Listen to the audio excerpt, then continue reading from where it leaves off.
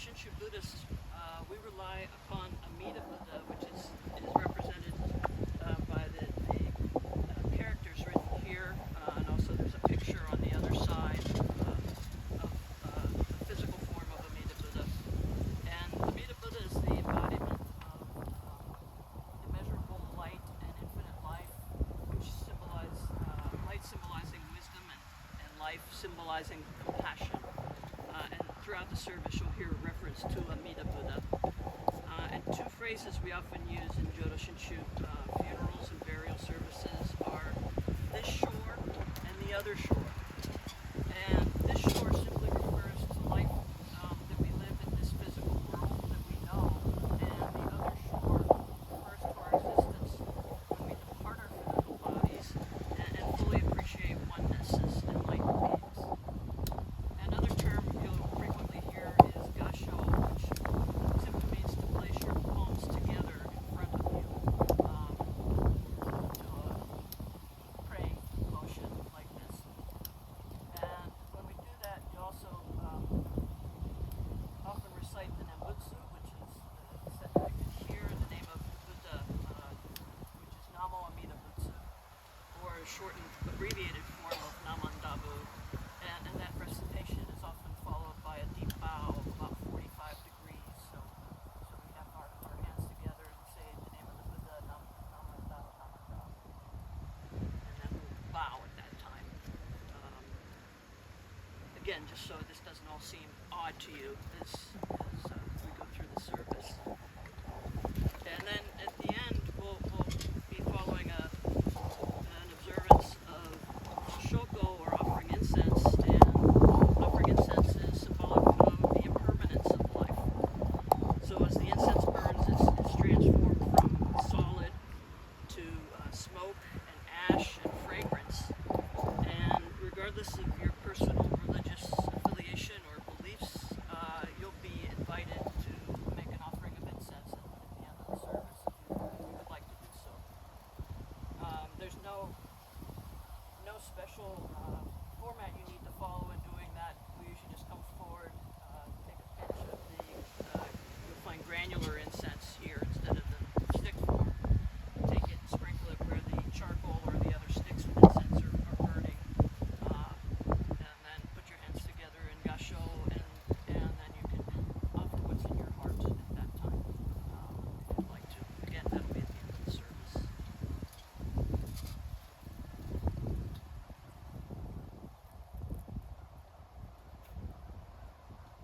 So, to start with, this morning, family and friends of Mrs. Emiko, Tayama are gathered here to comfort and console and support each other through this grieving process as we say farewell to Emiko's physical form.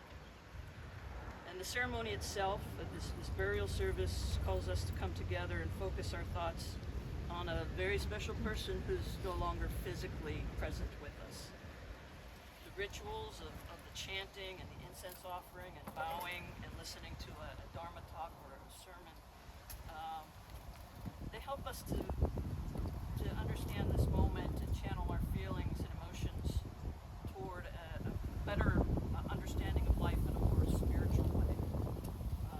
In honoring Emiko with this service today, we continue our mourning and passing of her life and recall how she touched our own and so many other lives, and hopefully feel the embrace of the wisdom and compassion that is Amida Buddha, which Emiko is assuredly part of at this time now.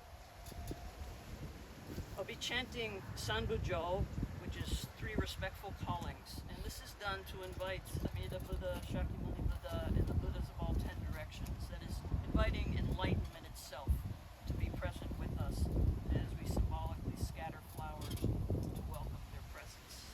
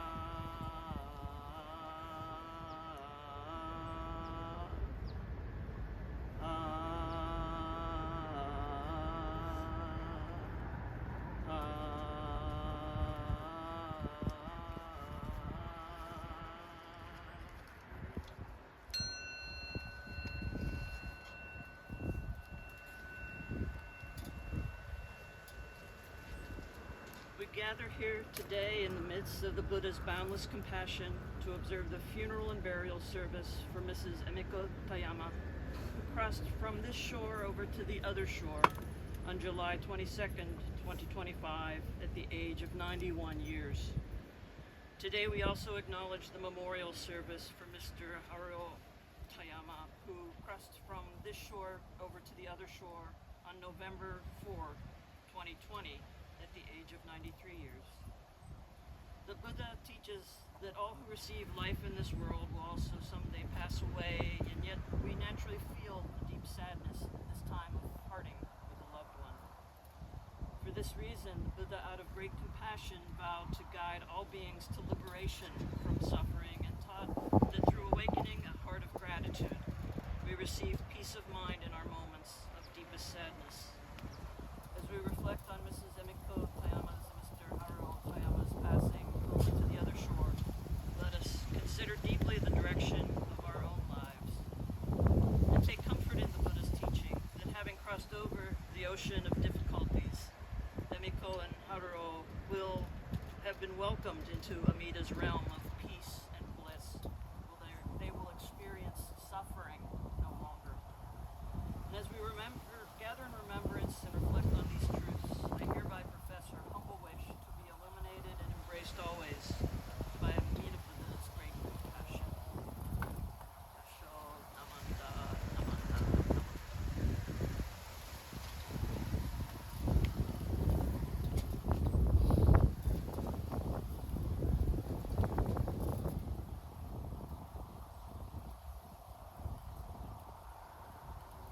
This name, our Homyo presentation, the Dharma name, Shaku Myo Gaku, is hereby presented to the late Mrs. Emiko Tayama, whose life in this world ended on July 22nd, 2025, at the age of 91 years. Shaku means disciple of the Buddha. Myo means wondrous, sublime, or profound. And Gaku means music, or pleasure, or joy. Thus, the Homyo Shaku Myo Gaku means the disciple of the Buddha who is wondrous and sublime music.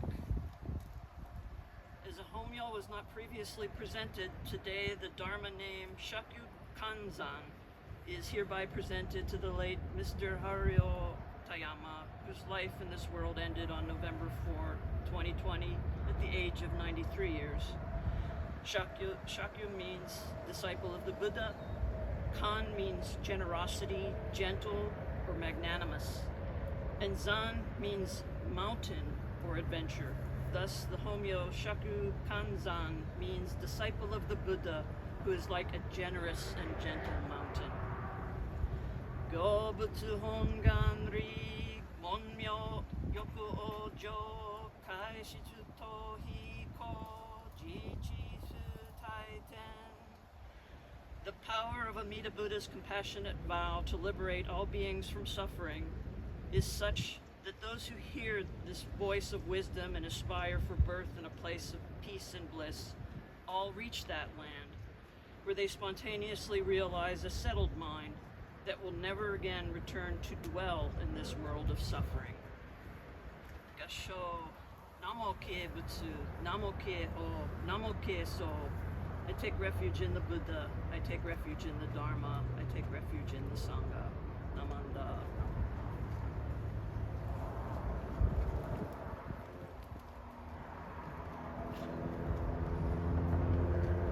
And I'll be chanting Jusege, or three sacred vows, which comes from the Sutra on the Buddha of Immeasurable Life.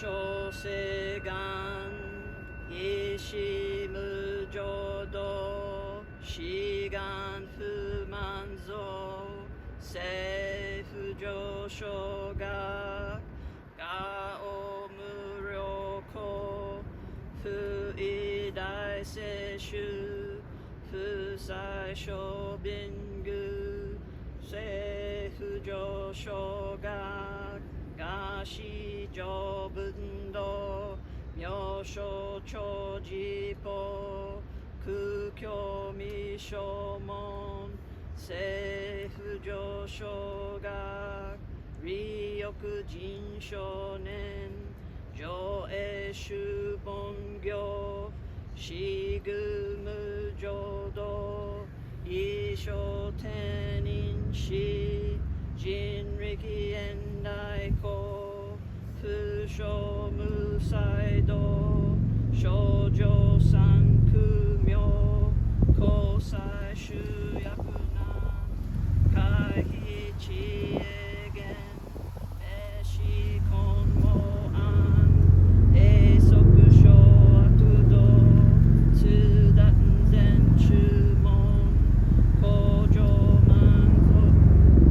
満足医療老実法一眼中重期天候音不言一種解放像公正苦毒法情報大集中説法知識供養異細部偶則習得本金出場満得意三害王女仏無下地通断未不詳感覚エリ投資最小損志願や効果大善法感動航空商天人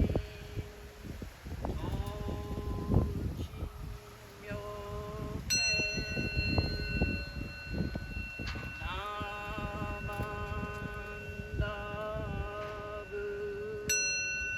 ナマンダブナマン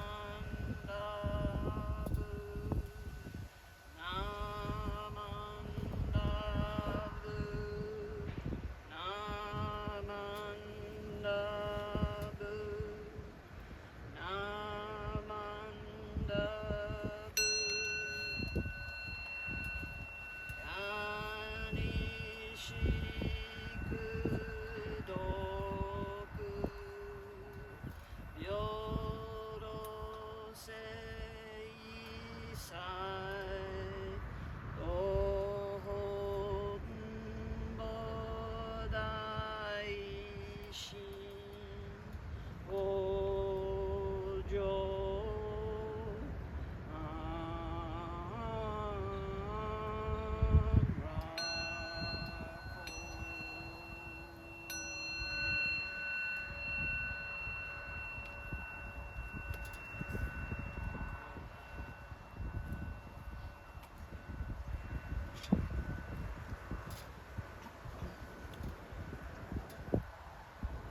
If you would like, please join me in Gasho or with palms together as I share part of Reverend Kenrid Tsuji's writing called The Eternal Now. In the beginningless, endless flow of time, each life is a mere ripple, existing only for an instantaneous moment and disappearing forever. But each life is a unique experience with beauty and truth all of its own, with no identical counterpart in history and none absolutely the same in the future. Your life, my life, is in tune to the rhythm of the cosmos, to the heartbeat of reality.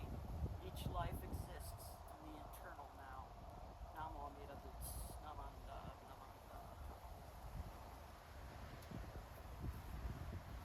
So, Shakyamuni Buddha, the historical Buddha, taught the world about Amida Buddha, who is, as I said, the embodiment of wisdom and compassion.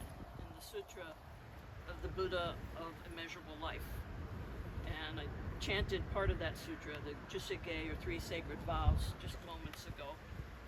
And in this sutra or sermon, Shakyamuni said that once we leave this mundane or ordinary world, this existence where we encounter suffering and sorrow, we will assuredly reach Amida Buddha's pure land of bliss, where we immediately become Buddhas ourselves. But we don't stay in Amida's pure land, enjoying our awakening and the peace and the bliss. We instead return to this world in some way to benefit all other beings.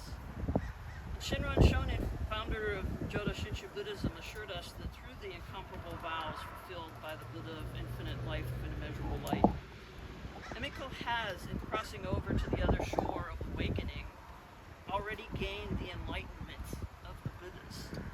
She's been released from her physical suffering in this life and has attained the true peace and happiness and oneness of Amida's pure land. But with this great awakening, Emiko will become one with all that is light and life, and through this wisdom and compassion, she continues to guide her family, loved ones, friends, and indeed all of us.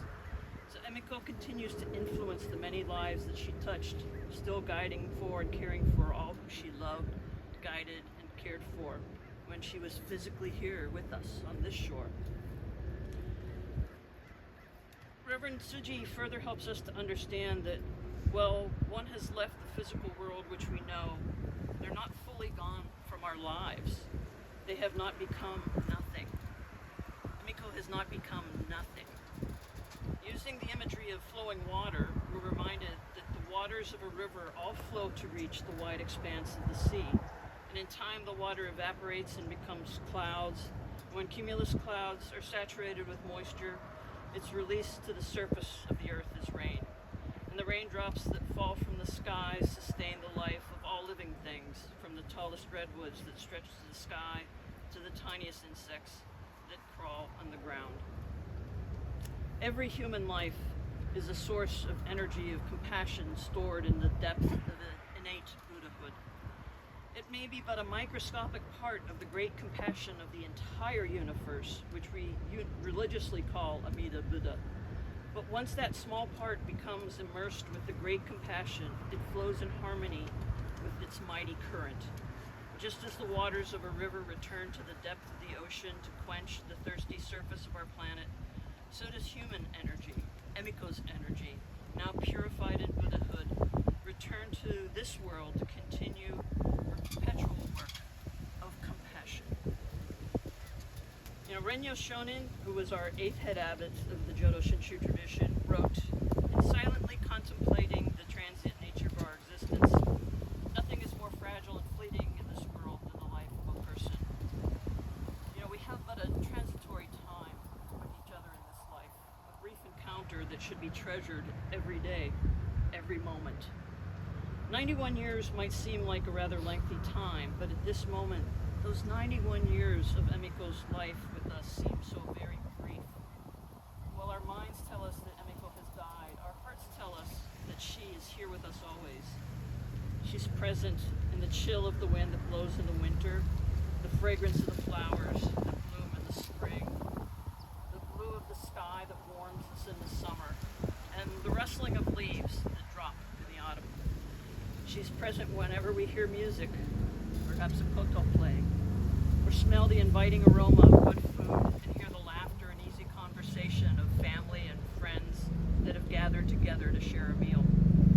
Emiko lives on in the stories that are told and the memories that are shared and cherished, and in the love, wisdom, and compassion that embrace us all. And while a few words cannot sum up an entire lifetime, Emiko's Tomyo or Dharma name of Shaku Yogaku, disciple of the Buddha who is wondrous in sublime music, does capture